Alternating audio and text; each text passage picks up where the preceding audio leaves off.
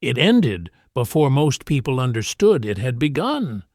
Those who were present did not cheer, they did not shout, they stood still, trying to reconcile what they had just seen.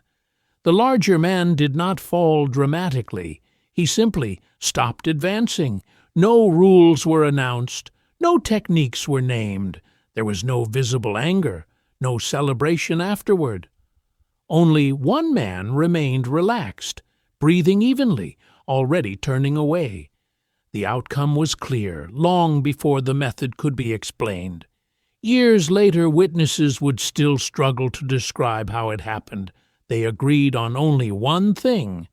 After those few seconds, the room understood authority differently. Stop!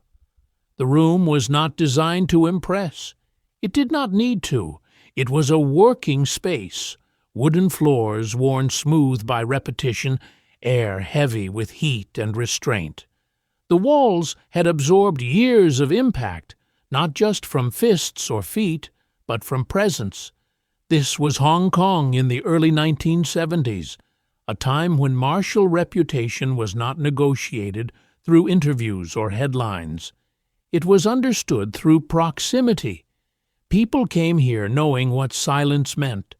Training halls like this were not neutral ground. They carried memory. Who had stood there before? Who had failed? Who had been corrected without ceremony? In these rooms, skill revealed itself quickly because there was nowhere to hide it.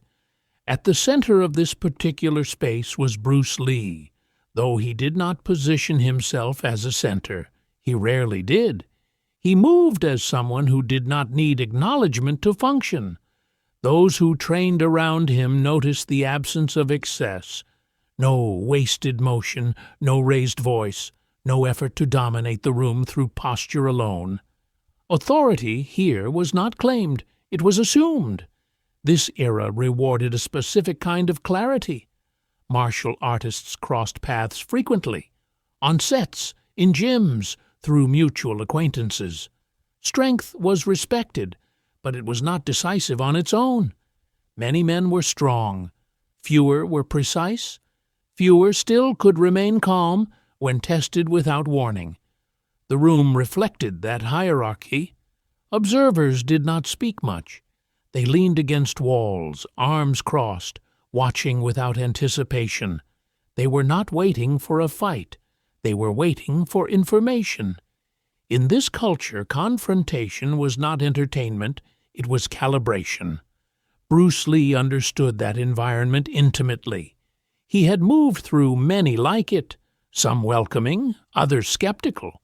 His reputation preceded him, but reputation here was provisional. It lasted only until contradicted.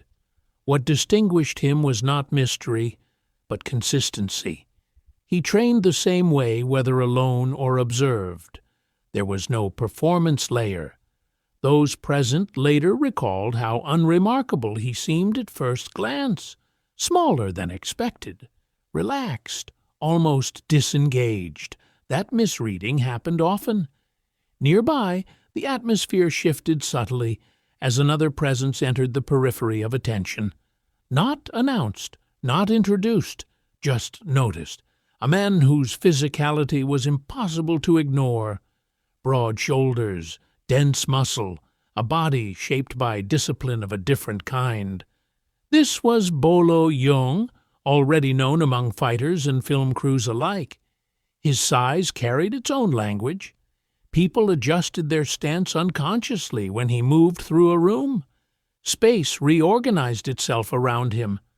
Two forms of authority now occupied the same environment. No one suggested what should happen next. No challenge was declared, but the room understood that something had shifted. In places like this, moments did not need invitations. They arrived when conditions were complete, and now, quietly, they were. Reputation entered the room before words ever could.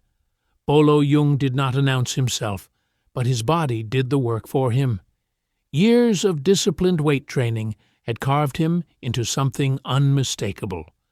Thick arms hung heavy at his sides.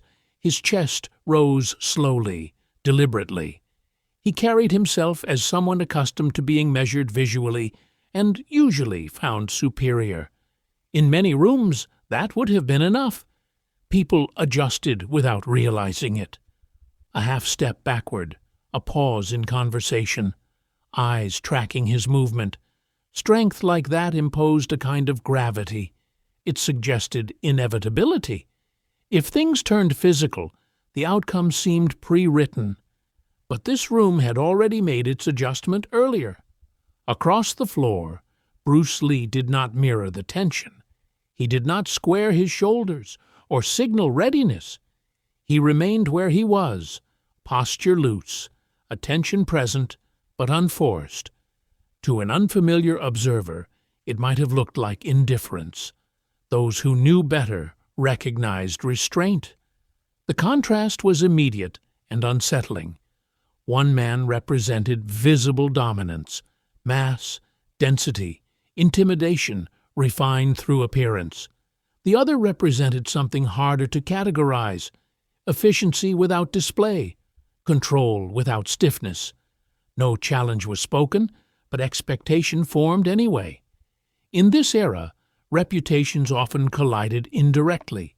A raised eyebrow, a prolonged look, a subtle test of boundaries. Men measured one another without formal agreement, each reading the other's willingness to escalate. Bolo's presence invited comparison. His physique asked a question the room had seen answered many times before. What happens when size decides to move forward? Bruce Lee did not answer immediately. He observed. Not Bolo's muscles, but his balance, the way his weight settled into the floor, the rhythm of his breathing, small things most people overlooked when distracted by scale. This was not disrespect, it was assessment. Witnesses later recalled that the tension did not feel hostile, it felt procedural, as if both men understood that something needed clarification, not for ego, but for order. When two authorities occupy the same space, hierarchy must resolve itself. Still, Bruce Lee did not rush that resolution. He shifted his stance slightly, not to prepare, but to remain comfortable. A subtle adjustment that signaled readiness without commitment. His hands stayed relaxed. His gaze remained level. Bolo noticed that was when the imbalance of expectations became visible. Size had always drawn reaction. Here it met stillness, not fear, not defiance, just absence of concession. The room quieted further.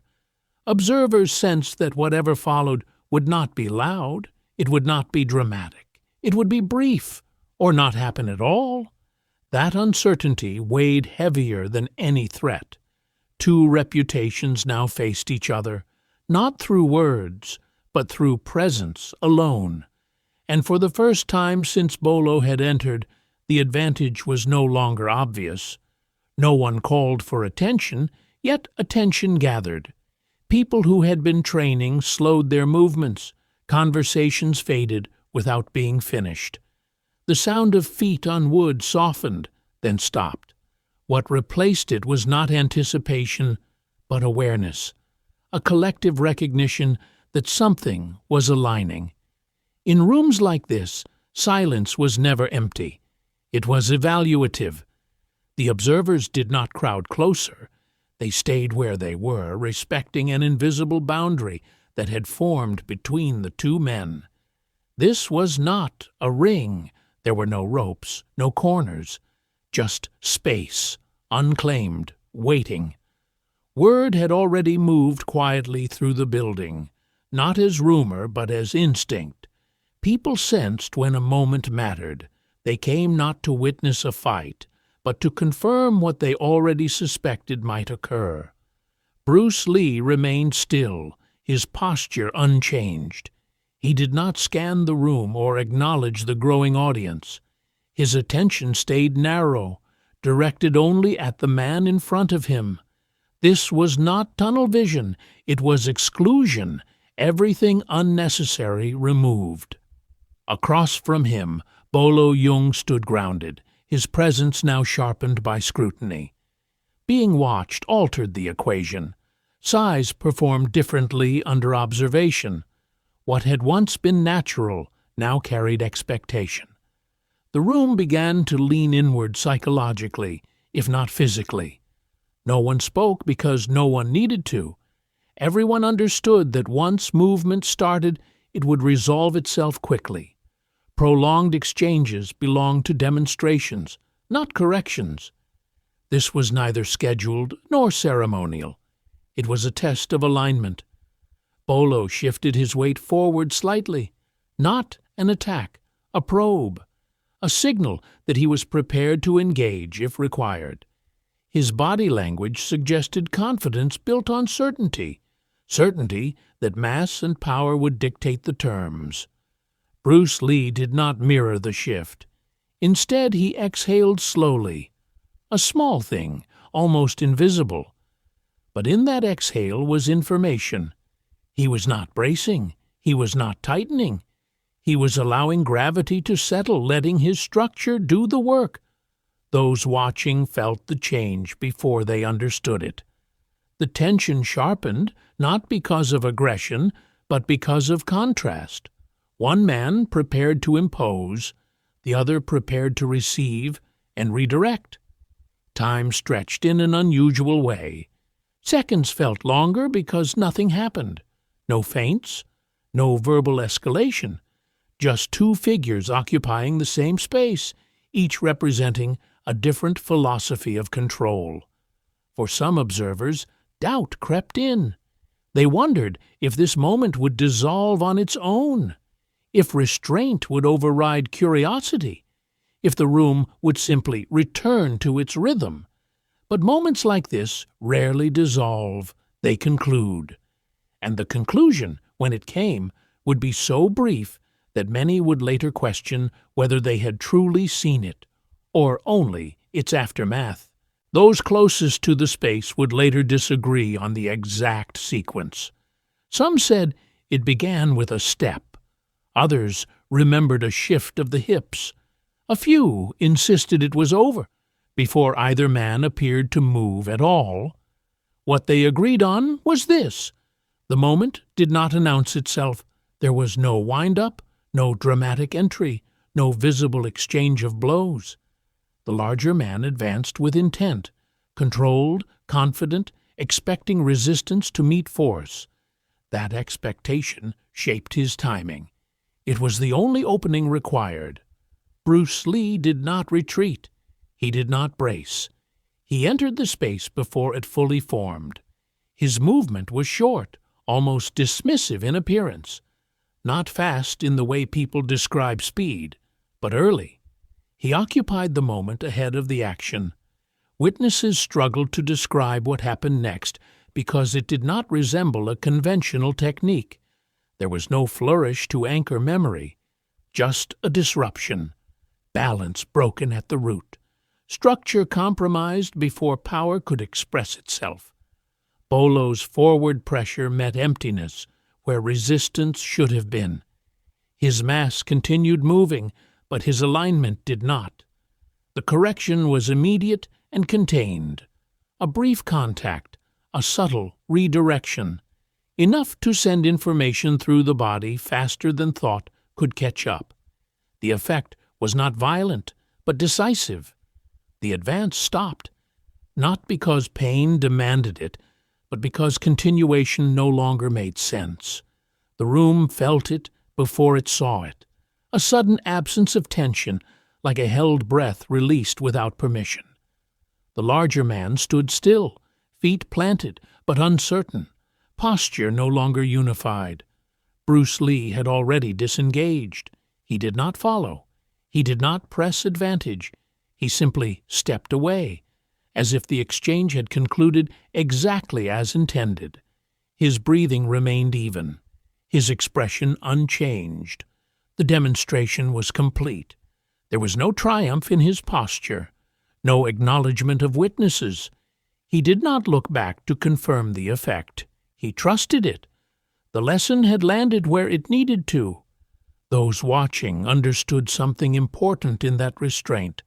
The point had not been to dominate physically, but to clarify hierarchy without escalation, to show that force, when misaligned, defeats itself. Bolo did not fall. He did not lash out. He adjusted his stance slowly, recalibrating in real time. His face revealed neither anger nor embarrassment, only recognition. In that recognition, the confrontation ended. No one spoke, no one moved, because nothing more was required. The moment did not echo. It settled. What followed was not reaction, but processing. The room remained still, as if movement itself would be inappropriate. No one rushed forward. No one checked on anyone else. The absence of urgency said more than applause ever could. Bolo Young stood where he was, shoulders no longer squared for advance. His breathing had changed, not labored, but reconsidered. The confidence that had entered the room with him had not been shattered. It had been revised. He did not look around to gauge the audience. He did not search for validation or excuse. His attention stayed inward, recalibrating what had just occurred. For a man accustomed to certainty through physical dominance, this pause carried weight. Nothing about the exchange had humiliated him. That was important. Across the space, Bruce Lee had already returned to stillness, not a defensive stillness, but neutrality. He did not posture, he did not claim the room. He allowed it to remain what it had been before, just a place of practice. This restraint completed the lesson. Observers later noted how easily the situation could have escalated, how a follow-up strike, a sharp word, or even a look of superiority might have turned correction into conflict. None of that happened. Instead, Bruce Lee treated the outcome as expected, not inevitable, but resolved. He gave Bolo space, not as mercy, but as respect, the kind that acknowledges effort without rewarding miscalculation. Bolo understood that distinction. He adjusted his stance fully now, grounding himself again. The tension in his frame dissolved into composure. When he finally looked up, it was not toward the audience, but toward Bruce Lee. There was no challenge in his expression, only acknowledgment, a silent one. The room absorbed that exchange quietly. People did not rush to reinterpret what they had seen. They did not debate techniques or speculate on outcomes. They understood that what mattered had already passed. Hierarchy had been clarified without spectacle. In environments like this, that clarity traveled faster than stories. It reshaped behavior. Conversation shifted. Training resumed, but with a subtle recalibration of attention. People moved differently around the space now, not out of fear, out of understanding. The confrontation had ended without a winner being declared. Yet everyone present knew who had controlled the moment and why it would not need repeating. The incident was never formally recorded. No footage surfaced. No official account was published. It survived the way many defining moments do, through repetition that resisted embellishment. Those who spoke about it did so carefully, often lowering their voices as if volume might distort what had happened. Details varied, interpretation shifted, but the conclusion remained stable. Something had been settled. In the years that followed, Bruce Lee continued on a trajectory already in motion. His influence expanded beyond training halls into film, philosophy, and a broader cultural vocabulary. Yet those closest to him noticed that he rarely referenced moments like this one, not out of secrecy, out of irrelevance. For him, the exchange had not been an achievement. It had been a confirmation of timing, of alignment, of restraint working as intended. It required no preservation beyond its effect on those who witnessed it. Bolo Yeung carried the moment differently. He did not deny it, nor did he dramatize it. Over time, his presence in martial arts cinema and training circles evolved. Those who trained with him later remarked on a subtle shift, greater attention to balance, to structure, to control beyond strength. The lesson had not diminished him. It had refined him. Among practitioners, the story became a reference point rather than a boast. It was invoked quietly when discussions turned to effectiveness, to the difference between looking powerful and being decisive, to why economy of motion outlasts excess. Years passed. New generations entered training halls that no longer resembled that original room.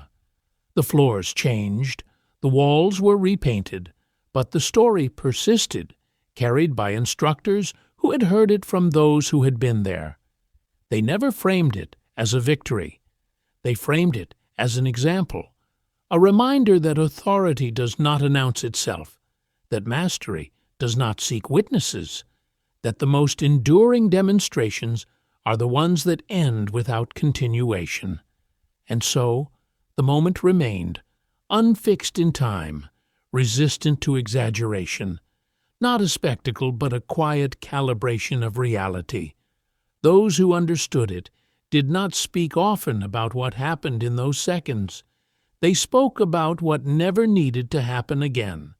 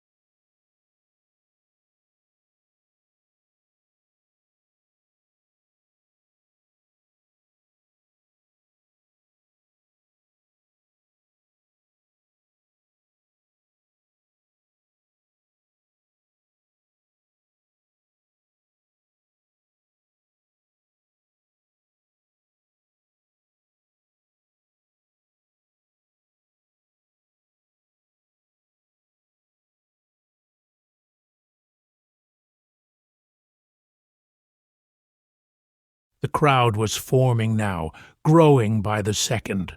Word had spread through the gym like wildfire, that mysterious communication network that exists in any community. The invisible telegraph that announces when something worth watching is about to happen. Bodybuilders abandoned their sets mid-rep. Powerlifters racked their weights. Boxers stopped hitting bags, their rhythmic drumming falling silent. Even the guys doing cardio, the few who bothered with such things, stepped off their equipment. Everyone migrated toward the heavy bag area where the boards sat waiting like a gauntlet thrown down. Within 3 minutes, a rough circle had formed. 30 men, 40, 50, some standing, some sitting on benches they'd dragged over, some perched on weight racks to get a better view. The atmosphere had completely changed. This wasn't a gym anymore. This was an arena. This was a coliseum. This was a space where something was about to be decided. James Lee pushed through the crowd, his compact frame slipping between much larger men. He grabbed Bruce's arm and pulled him aside, away from Rick's earshot, speaking in rapid Cantonese that most of the gym couldn't understand, but whose urgency was universally readable. "Bruce, those aren't demonstration boards. Those are construction grade, 2 inches of solid oak. Even with a running start and perfect technique, even with everything aligned, that's—" He switched to English, his voice dropping to an urgent whisper. "That's asking for a broken hand, broken fingers at minimum. I've seen professional board breakers refuse wood like that. "I know what they are, James," Bruce replied in English, loud enough for others to hear. His tone was still calm, but there was steel underneath now, an edge of certainty that allowed no argument. "Then you know this is insane. Rick's not trying to test you, he's trying to humiliate you, to prove a point about size and power. You don't have to do this. We can just leave. Nobody will think less of you." Bruce looked at James, really looked at him, and James saw something in those eyes that made him step back. Not anger, not pride, something else, certainty, the kind of certainty scientists have when they've run the experiment 1,000 times and know exactly what the outcome will be. "Actually," Bruce said quietly, "I do have to do this." "Why?" "Because everyone in this room believes the same thing Rick believes. That size equals strength. That mass creates power. That physics works only one way." He glanced at the crowd, at all those massive men watching with varying degrees of amusement and anticipation. Someone needs to show them they're wrong. Before James could respond, Rick clapped his hands together, the sound like a gunshot in the now quiet gym, sharp enough to make several people flinch. All right, let's make this official. Let's make it interesting." His voice boomed with showman's energy, playing to the crowd, feeding off their attention. He pulled out his wallet, thick brown leather bulging with cash and credit cards and receipts. He counted out 5 $100 bills with deliberate slowness, making a show of each one, holding them up to the light like he was checking for counterfeits, then laying them on the table next to the boards. He smoothed each bill out with exaggerated care, making sure they were perfectly aligned, creating a neat stack that caught the fluorescent light. $500, Rick announced, his voice carrying theatrical weight.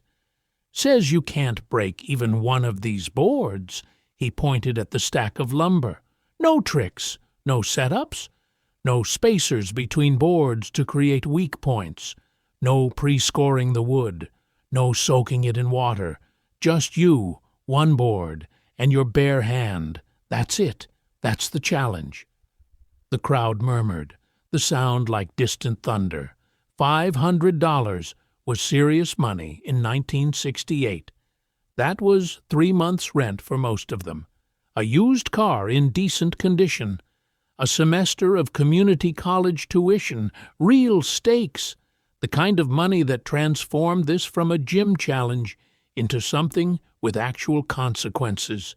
Someone in the crowd whistled low, the sound cutting through the murmur. "Damn, Rick's putting his money where his mouth is." "He should be," another voice answered, deeper, more skeptical. "There's no way someone that size breaks construction-grade oak. I don't care what kind of kung fu he knows. Physics doesn't work that way. Mass matters, force matters. You can't generate enough power from that frame to overcome 2 inches of oak. It's impossible." "Maybe he'll surprise us," a third voice offered, though it sounded doubtful. "Yeah, surprise us by breaking his hand," the second voice replied. Nervous laughter rippled through the circle. Bruce looked at the money, then at Rick, then at the boards. His face remained expressionless, but something had changed in his eyes. Something had focused, sharpened, like a lens adjusting to bring distant objects into crystal clarity. The silence stretched for 3 seconds. 4, 5, the entire gym holding its breath. Then Bruce spoke, his voice quiet, but carrying through the silence like a blade cutting silk. "Make it 1,000. The gym exploded in noise, laughter, shouts, disbelief, conversations erupting simultaneously. Rick's face went through a rapid transformation, shocked, then delighted, then almost gleeful. 1,000, Rick repeated, his voice rising with incredulity and excitement. "You want to bet $1,000? You're challenging me to put up $1,000? "I don't have $1,000, Bruce said calmly, his tone unchanged, still carrying that same absolute certainty. "You do. I'm saying if you're confident in your physics, in your understanding of power and strength, in your belief that size determines outcome, make it worth proving. Make it meaningful." Rick stared at him for a long moment. You could see the calculation happening behind his eyes, the pride, the certainty, the absolute conviction that this small man was about to humiliate himself in front of 50 witnesses, was about to learn a painful, expensive lesson about the difference between Eastern philosophy and Western reality. His training partners were watching him now, waiting to see what he'd do. The whole gym was watching. This was a moment, a decision, a line being drawn. "Deal," Rick said, and the word came out like a bell tolling.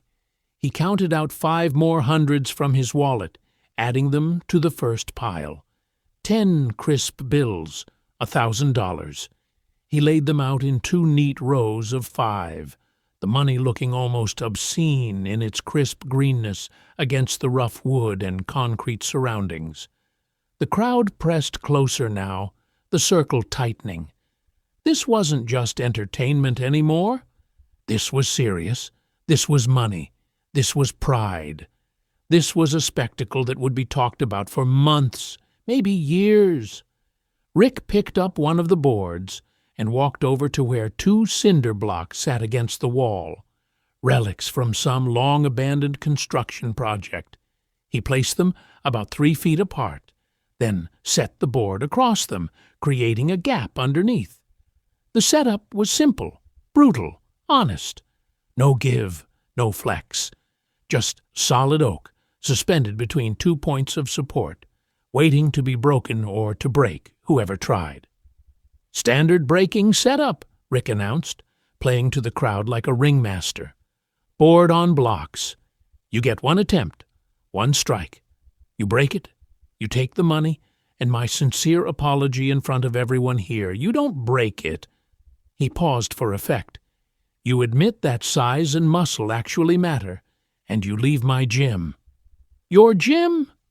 Bruce raised an eyebrow, the first real expression he'd shown since this began. "Everyone here knows whose gym this really is," Rick shot back, gesturing to the crowd who responded with a mix of cheers and laughs. "Now, do we have a deal, or are you going to back out?" Bruce walked over to the board, his movement still carrying that same water-like quality. He didn't touch it yet. He just stood there, looking at it from different angles, circling it slowly. His hand came up, fingers extended, and he held it above the center of the board, not touching, just measuring, calculating. His eyes half closed like he was seeing something the rest of them couldn't, like he was looking through the wood into its molecular structure, understanding it in ways they didn't have words for. The gym was absolutely silent now. You could hear the traffic outside on the street, the distant sound of the radio still playing, someone's heavy breathing, the electric hum of the fluorescent lights. Rick crossed his massive arms, supremely confident, waiting. His training partners flanked him, equally certain they were about to witness this cocky martial artist learn a painful lesson about reality. Bruce stepped back from the board, his examination complete. He rolled his shoulders once, a movement so subtle you'd miss it if you blinked. A micro-adjustment that looked like nothing but was everything. His breathing remained slow, controlled, the kind of breathing that comes from years of meditation and martial arts practice, the kind that oxygenates blood and calms the nervous system and prepares the body for explosive action. Then he looked directly at Rick, and when he spoke his voice cut through the silence like a surgeon's scalpel. "Before I do this," Bruce said, each word deliberate and clear, "I want you to understand something. What you're about to see isn't magic. It's not mystical. It's not some ancient Chinese secret or supernatural power. It's pure physics, just not the physics you understand." Rick snorted, his massive arms still crossed. "Save the philosophy, Bruce Lee. Either break the board or don't. Talk is cheap." "You're right," Bruce acknowledged with a slight nod. "Action is what matters." He turned back to face the board, and something in the atmosphere changed. The quality of the silence deepened. Men who'd been shifting their weight, adjusting their positions, whispering to neighbors, all froze. Even the breathing seemed to quiet. Bruce stood 3 feet from the board, positioned at a slight angle. His right hand hung loose at his side, fingers relaxed, no tension visible anywhere in his compact frame. He looked smaller than ever standing there, dwarfed by the crowd of massive men surrounding him, backlit by those harsh fluorescent lights that made everything look clinical and unforgiving. He was wearing simple black pants and a gray T-shirt, both dark with sweat now, and against the raw masculinity of the bodybuilders around him, he looked almost fragile. Rick leaned against the wall, that confident smile still playing at his lips. He'd already spent the $1,000 in his mind, already crafted the story he'd tell. The day Bruce Lee came to Iron Palace and learned that Eastern philosophy couldn't overcome Western power, this was going to be legendary. The crowd held its breath collectively, 50 men breathing as one organism, waiting for the moment of truth. Bruce's eyes locked onto the center of the board with an intensity that seemed to burn the air between him and the target, not looking at it casually, not glancing, staring with complete, total, absolute focus, the kind of focus that makes everything else disappear, the kind of focus monks spend lifetimes trying to achieve.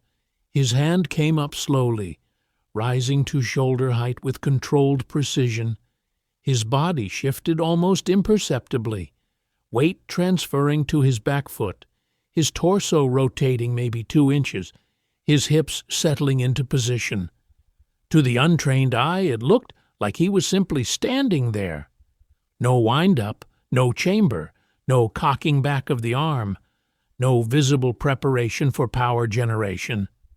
He looked relaxed, casual, like he was about to tap the board, not break it. Then everything happened at once. His entire body moved as a single coordinated unit, not arm then body or shoulder then hand or any sequential chain you could track with normal vision. Everything simultaneously. His back foot pushed into the concrete, his hips rotated with explosive speed, his torso whipped forward, his shoulder dropped and drove, his arm extended in a blur, and his hand became something else entirely. Not a fist, not an open palm, something between them. Fingers locked together, creating a rigid surface, the edge of his hand forming a blade, the meat of his palm just behind it providing mass, his wrist locked at the perfect angle to transfer force without collapse. A weapon forged from flesh and bone and years of conditioning. The sound came first, before the impact. A sharp, cutting whoosh of air being displaced at incredible speed, the sound a sword makes when cutting through space, that distinctive whistle that tells you something is moving faster than it has any right to. Then impact. The noise was explosive, not a crack, not a snap, a detonation that made everyone in the circle flinch involuntarily. Crack, boom! The sound hit your chest like a physical force, rattled in your rib cage, made your ears ring. Several men actually stepped back from the sheer auditory violence of it. The oak board didn't just break. It didn't split along the grain or separate cleanly. It shattered. The center section, where Bruce's hand connected, literally exploded into fragments, splinters flying outward in a radius like shrapnel from a grenade. The wood fibers didn't split. They were ripped apart, torn, pulverized. The two halves still resting on the cinder blocks weren't clean breaks. They were ragged, violent, the edges looking like something had detonated inside the wood itself. Pieces of oak scattered across the concrete floor in all directions. Some fragments flew 15 feet, clattering against the far wall with sharp tapping sounds. Some hit people in the front row of the circle, making them brush splinters from their arms. Some landed near the squat racks. Some skittered under equipment. Splinters hung suspended in the air for a moment, caught in the fluorescent light, looking like golden snow, like sawdust particles frozen in time. The destruction was so complete, so violent, so absolute, that for 3 full seconds nobody moved, nobody breathed, nobody spoke. Bruce's hand returned to his side in the same smooth motion. He stood exactly where he'd been, his breathing completely unchanged, still calm, and even like he'd done nothing more strenuous than opening a door. His expression was neutral, clinical, showing no triumph, no satisfaction, no emotion at all. He simply turned to look at Rick. The gym was silent. Absolutely, completely, totally silent. The kind of silence that hurts your ears, that feels unnatural in a space normally filled with the sounds of human effort and iron. Rick's mouth was open. His massive arms had uncrossed without him realizing it, hanging at his sides like they'd forgotten their purpose. His eyes were locked on the destroyed board, on the splinters still settling on the floor, on the jagged edges that looked like the aftermath of an explosion. His face had gone through shock, through disbelief, and was now settling somewhere between awe and something close to fear. One of his training partners, Marcus, walked over to the remains like he was approaching something sacred or dangerous, maybe both. He picked up one of the halves, the larger piece, and examined it with the careful attention of a forensic investigator. The break wasn't clean. The wood was pulverized at the impact point, the dense oak fibers shredded, compressed, torn apart. The grain patterns were disrupted, the molecular structure violated. "Jesus Christ," Marcus whispered, his voice barely audible, but carrying in the silence like a shout. "Rick, man, look at this. This isn't normal breaking. This is—" He didn't finish. He didn't have words for what it was. Another training partner, Tommy, had picked up some of the larger splinters, holding them in his palm like he was trying to understand how they'd gotten there, how solid oak had transformed into fragments. Rick was still staring. His brain was trying to process what he'd witnessed, trying to reconcile what his physics said should happen with what had actually happened. The cognitive dissonance was visible on his face, painful almost, like watching someone's worldview crack in real time. Bruce walked over to the table where the $1,000 sat in 2 neat rows. He picked up the stack of bills, the money crisp and green against his hand, and held them out toward Rick. The entire gym leaned forward, everyone wanting to see what would happen next. "Keep your money," Bruce said quietly, his voice cutting through the silence with that same calm authority. "You paid for a lesson. Let me give you one instead." He set the money back down on the table, the bills settling with barely a whisper. The gym seemed to hold its breath again, waiting. "What you call strength," Bruce continued, his voice still quiet, but somehow filling the entire space, "is potential energy stored in muscle tissue. Impressive potential.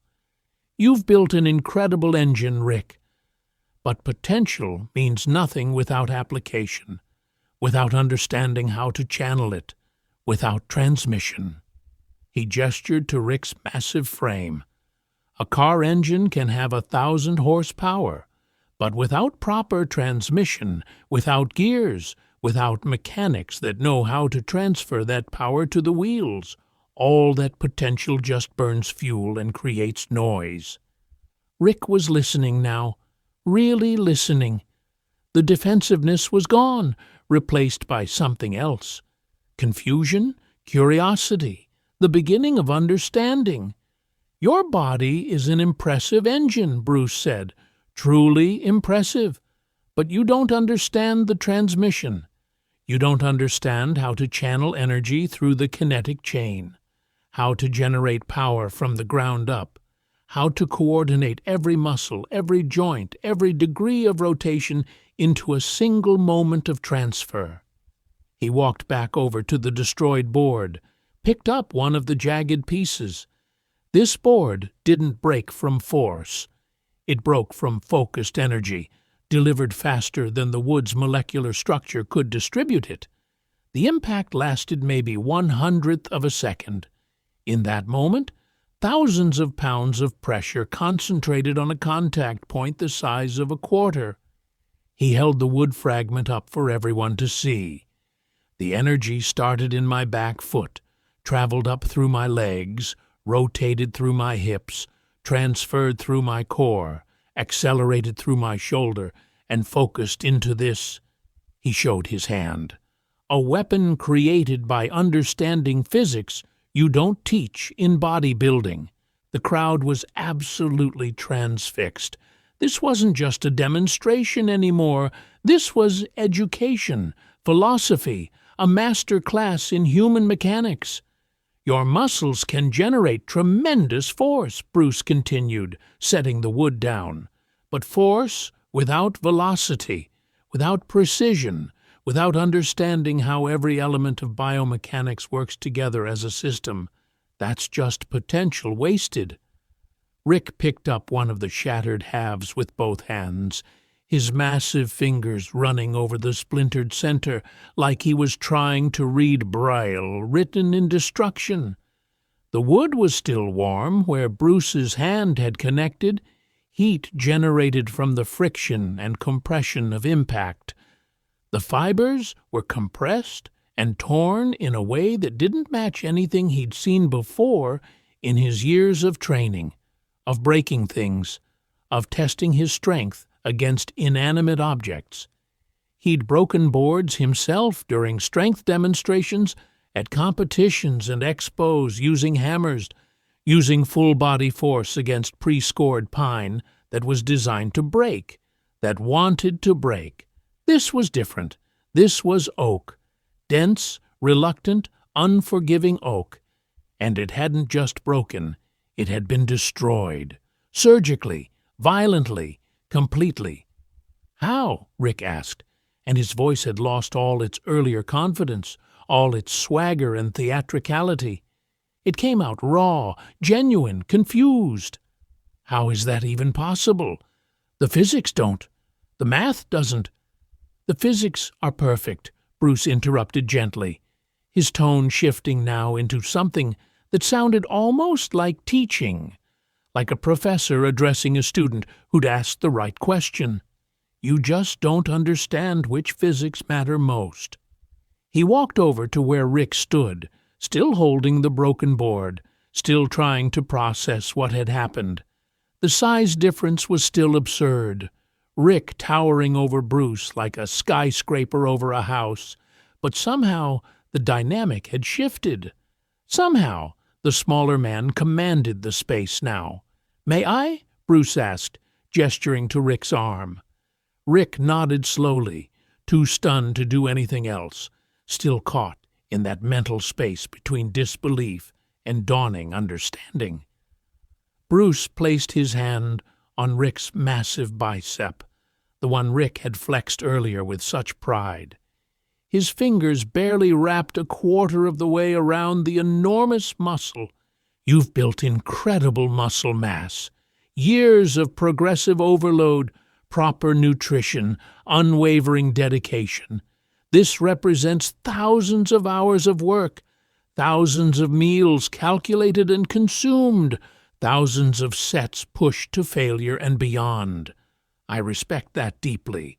The discipline required to build this is extraordinary. He stepped back, his hand falling away. But muscle is only one variable in the power equation. You focus on mass because you can see it, measure it, display it on stage, because judges can quantify it with their eyes, because other men respect it immediately. Mass is visible proof of effort. Bruce picked up one of the larger wood fragments, turning it in his hand so the light caught the splintered edges. But breaking that board had nothing to do with muscle size. It had everything to do with understanding power as a formula. He set the fragment down and demonstrated with his hand, moving it slowly through the air in a controlled arc. Power is the rate of energy transfer, force multiplied by velocity divided by time. You maximize force through mass, more muscle, more contractile tissue, more potential. I maximize power through velocity and precision, speed of transfer, accuracy of application, efficiency of the kinetic chain. Several men in the crowd leaned forward, listening intently now. This wasn't posturing, this was knowledge. Real knowledge that might change how they understood their own training. When I struck that board, Bruce continued, his hand still moving in that slow demonstration arc, my entire body became a coordinated kinetic chain, energy generated from the ground. He tapped his foot against the concrete, transferred up through my legs, capturing that ground reaction force, rotated through my hips, adding rotational momentum, channeled through my torso, engaging core muscles to prevent energy leakage, accelerated through my shoulder using the leverage of joint mechanics, and focused into a contact point. He showed the edge of his hand, the size of a quarter. Every link in that chain had to fire at exactly the right moment, he explained. The timing window is measured in milliseconds. Too early, energy dissipates. Too late, the chain breaks. But when everything synchronizes perfectly, when every muscle, every joint, every degree of rotation aligns in a single moment, the result is exponential, not additive. Tommy, one of Rick's training partners, spoke up from the crowd. So it's like timing. Timing is part of it, Bruce acknowledged, but it's more than that. It's understanding that the body isn't just a collection of muscles. It's a system of levers, pulleys, rotational forces, and energy transfer points. Your muscles provide the potential energy, but without understanding leverage angles, without knowing how to use ground force, without coordinating rotation through multiple planes, all that potential stays locked inside. He picked up the wood fragment again. The board didn't break from force. It broke from focused energy, delivered faster than the wood's molecular structure could distribute the stress. The actual impact lasted approximately 1/100th of a second. In that infinitesimal moment, several thousand pounds of pressure concentrated on a surface area smaller than a postage stamp. The wood had no time to flex, no time to distribute the force across its structure, no time to utilize its natural elasticity. The stress exceeded the material's tensile strength so rapidly, so completely, that molecular bonds just failed catastrophically. Rick was quiet for a long moment, processing, thinking. His training partners were equally silent, equally absorbed. The entire gym had become a classroom, and every man there was a student, whether he'd intended to be or not. "I've spent 5 years building this body," Rick said slowly, looking down at his own arms, his chest, his legs. 5 years thinking bigger meant stronger, meant better. Thinking mass was the answer to everything. "And you are strong," Bruce said firmly, his voice carrying genuine respect. "Incredibly strong. Don't misunderstand me. What you've built is impressive. The discipline, the dedication, the sacrifice required to achieve that level of development is worthy of respect. But strength and power are related concepts, not identical ones. Cousins, not twins." He paused, letting that sink in. "You've mastered strength, the ability to generate force, to move heavy objects, to overcome resistance through sheer muscular contraction. That's valuable, that's real. But power, the ability to transfer energy efficiently, to generate maximum effect with minimum telegraphing, to coordinate your entire system into singular moments of application, that requires different knowledge." Rick looked at the destroyed board again, then at his own massive hands, then at Bruce's compact frame. Something fundamental was shifting in his understanding, reorganizing, restructuring. You could see it happening in real time, watching his face cycle through emotions. Then he did something that surprised everyone in that gym, including himself. He extended his hand to Bruce, not to challenge, not to intimidate, to shake, to acknowledge, to learn. "Teach me," Rick said, and there was no ego in it now, no pride, just genuine request from someone who'd realized how much he didn't know. Bruce looked at the offered hand, massive, scarred from years of callous building, easily twice the size of his own.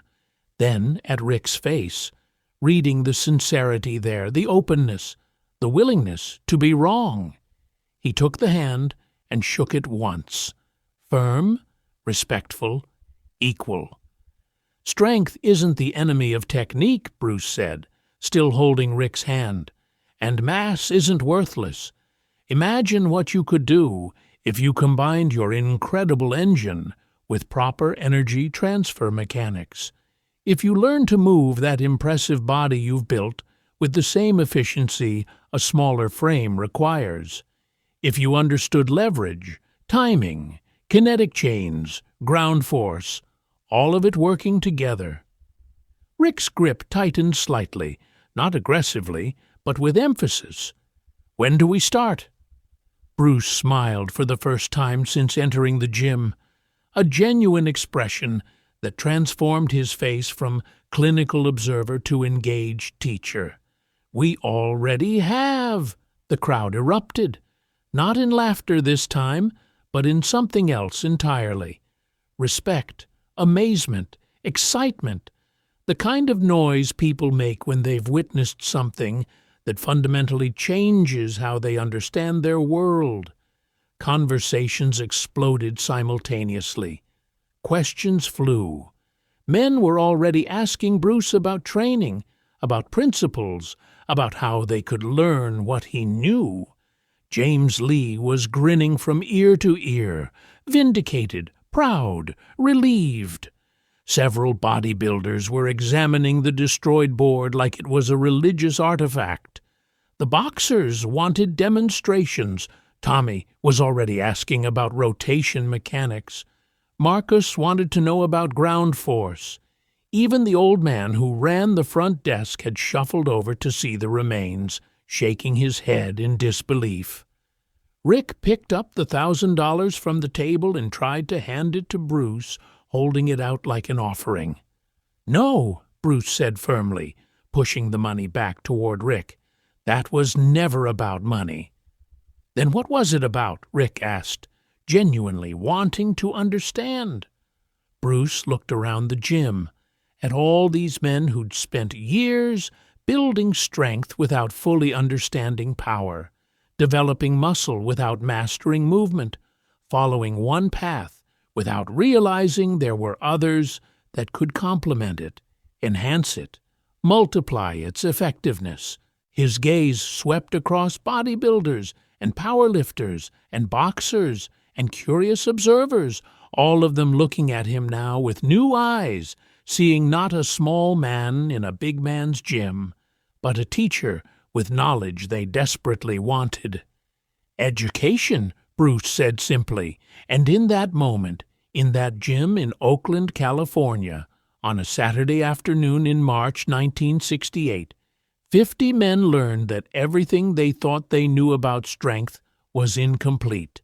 Not wrong, not worthless, just incomplete. The board remained on that table for months afterward, the two jagged halves placed side by side like a monument. Rick refused to throw it away. It became a teaching tool, a conversation starter, a reminder to everyone who trained at Iron Palace that size alone was never the whole story. That power without understanding was just potential waiting to be unlocked, and that sometimes the most important lessons come from the smallest teachers. For more interesting stories, please subscribe to the channel, like the video, and don't forget to press the bell icon so you can receive updates about upcoming new videos before anyone else.